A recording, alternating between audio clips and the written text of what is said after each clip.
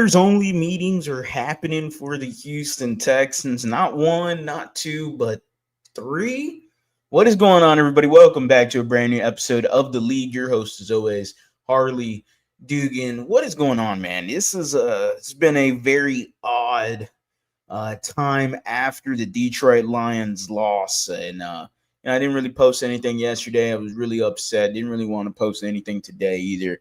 Still upset over this loss, and I know you shouldn't get upset because this is the same thing every week. Oh, I'm sorry, but I'm passionate and I care. I do. And as much as every fan does too, they all know that this is the lead Houston, where it's all Houston all the time. And you're never going to find anybody more passionate about the Astros, Rockets, and Texans than this guy right here. You're looking at it. So without further ado, man, we seen, if anybody saw after the Green Bay Packers game, Joe Mixon alluded to that there was a players meeting, and he mentioned some insightful stuff. Actually, said that none of it was planned, and usually the best meetings are unplanned, and your statements that you make come from the heart.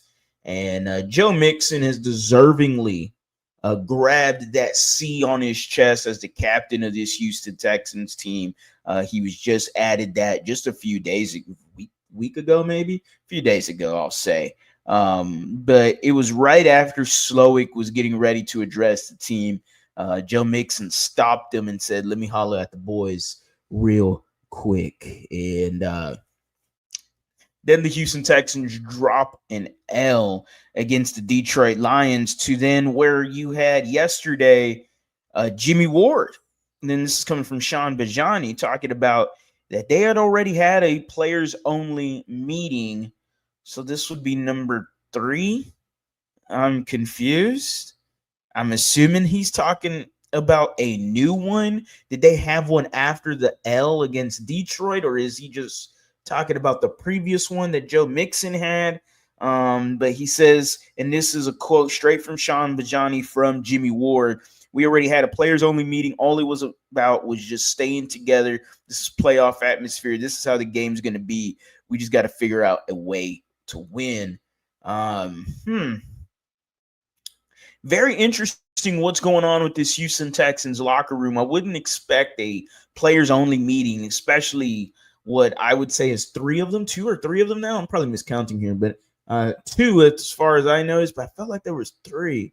I don't know where I'm getting the third one from. But regardless, this is a locker room that is head by your head coach, our head coach, DeMeco Ryans, a guy that is a very strong-minded individual and is very, he was called Cap, that's been his nickname when he was here in Houston. He's a guy that's polarizing and is a leader amongst men, people like to throw that cliche around, but that is legitimately DeMeco Ryans, and he's a great guy and everything, but you got to start questioning, you got to start wondering what is going on with this Houston Texans locker room. What is, player-only meetings, especially having 2 or 3 of them already, doesn't show signs of a good thing to happen. Joe Mixon mentioned that this is a special locker room and we got to get it right here. I understand that. I get it. None of us expected this season to take its turn like this. None of us did. If the season was going to take a turn, I was expecting it was going to be due to injuries or, some sort of regression from an offensive player or even a CJ Stroud slump.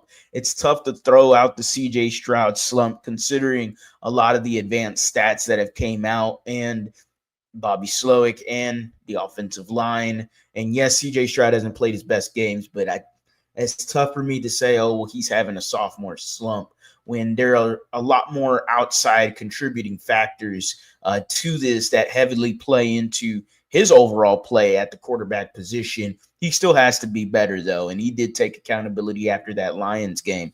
I'm just not quite sure how I feel about these player-only meetings. I don't like them. It usually spells for bad things. It spells for a bad locker room. It spells for, Yeah, you could have one, okay, but when you've had a few already, especially few within the last weeks that we know of, doesn't feel like this is spelling good signs for the Houston Texans and their future. Look, the AFC South, they're already ahead. They should win the AFC South considering the Colts have benched their starting quarterback. The Jaguars are already got Mac Jones due to Trevor Lawrence's injury.